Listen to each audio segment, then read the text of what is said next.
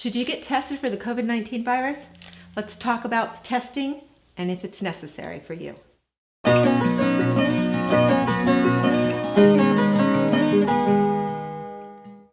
A lot of people are concerned about COVID-19 and would like to seek testing, but unfortunately, testing is not widely available. We don't have enough test kits right now, so we need to be kind of judicious with testing. At this time, the CDC is recommending that any patient with fever, cough, and shortness of breath presenting with a history of travel to countries with high ongoing transmission or a credible history of exposure should be promptly evaluated for COVID-19. 2 to 14 days after you've been exposed to COVID-19, you may develop these cardinal symptoms: fever, dry cough, and shortness of breath. Seek medical attention if you're having difficulty breathing, if you have severe persistent pain or pressure in your chest. If you're also experiencing confusion or your lips are bluish, your face is bluish, that may mean that you're not getting enough oxygen. You definitely need to be seen as soon as possible. Otherwise, the medical community is asking people to stay home and not infect others. 80% of people infected will have mild or no symptoms, and 99% will recover from the infection. In the United States, patients aged 65 or older have accounted for 31% of all reported COVID-19 cases, 45% of hospitalizations, and 53% of admissions to the ICU, and 80% of the fatalities attributable to the infection. While the coronavirus can be very serious for older and sicker individuals, even young, healthy people can be affected. So it's important that we all do our part to prevent from infecting others by self-isolating and judicious hand washing. COVID-19 is a large-scale infection that we do not have antibodies against. We've never seen this virus before. So it's going to take us at least one season or even two to actually develop antibodies against this virus, and that long for researchers to come up with a vaccine. COVID-19 kills by causing respiratory failure, and we think what's called a cytokine storm, which is an over-responsive immune reaction to the virus, creating massive inflammation, causing your lungs to shut down and your heart to fail. The problem with the mortality rate of COVID-19 is we don't have a lot of great data. The best data is coming out of South Korea, who developed a test really early on, and it's about 98% accurate, and they have enough testing kits to screen 20,000 people a day. The actual mortality rate of COVID-19 is 0.97%.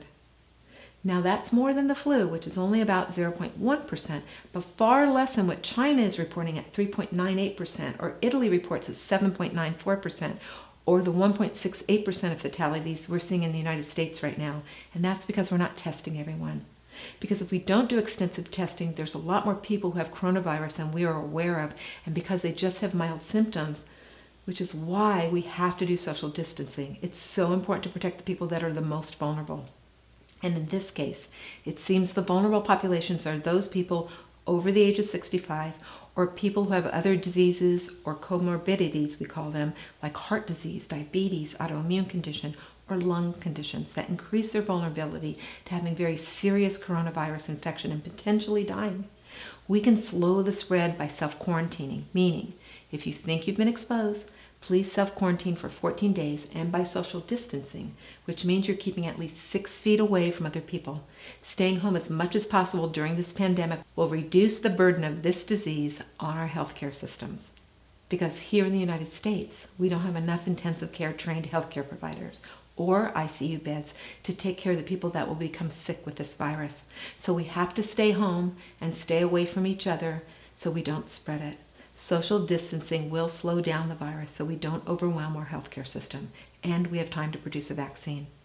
Our biggest issue is we've got to protect our healthcare workers. We don't wanting them to get sick when they need adequate protection, personal protective equipment, and that means N95 masks and possibly complete hazmat suits. We really need to protect them so they can take care of us. Otherwise, who's going to take care of you or yours when you get sick with the coronavirus? So now let's talk about what testing looks like. Basically, the test for the COVID-19 is a quantitative PCR test that measures the RNA or genetic material from the viruses within your cells. It's done by taking a swab deep in your nasal cavity to collect the cells in the back of your nose to look for the virus's RNA. Right now, the tests are taking 24 to 72 hours to get results. And at this time, we're only testing people who have symptoms: dry cough, shortness of breath, and fever. and have a negative flu test. Because the symptoms of coronavirus are very similar to the flu, we need to rule out flu first before testing for coronavirus. We just don't have enough test kits available to go around. So before you head to any kind of testing center, call your healthcare provider first if you have any symptoms, and they'll help you to decide whether or not you really need to be tested at this time. There are now mobile testing centers that are popping up around the nation, so you can be tested at the curbside from your car, so you're not infecting anyone else. It's going to take about 3 months of social distancing to really see if we flatten this curve. Let's talk more about how to protect ourselves from COVID-19. You can join us in our hormone support group by signing up for the Hormone Reboot training, because it's very likely that COVID-19 is going to come back in the fall, just like the seasonal flu. The most vulnerable are people over the age of 65. Remember, the death rate is 7%, and those over 80 about 14%. The younger you are, the lower the death rate.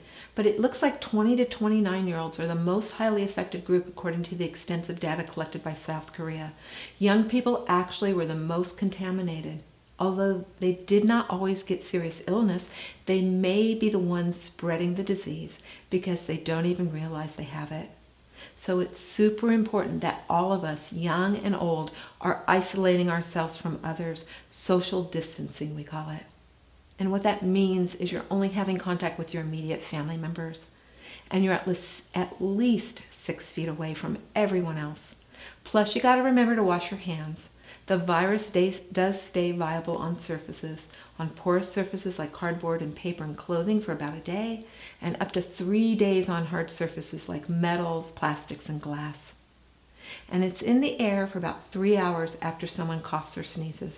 So it's really important that you stay at least 6 feet away from other people, and don't touch your face, your mouth, your nose, or your eyes, and wash your hands frequently. The good news is that different countries are working together to try and figure out how to fight this COVID-19 with vaccine development and medications that may actually fight the virus. Plus, researchers are working really hard to find tests that work better and faster and that can be produced quickly at a mass level. But remember, we need to protect our healthcare workers and really get them the proper protective equipment so that they can continue to fight. They're the ones at the front line of this virus. So let's protect them by staying home, and protect ourselves by washing our hands for at least 20 seconds with soap and water. Cleaning surfaces with a 10% bleach solution, that's about 4 teaspoons of bleach per quart of water, and practicing social distancing, staying 6 feet away from others outside our immediate families. Now please check out my next video for more health tips.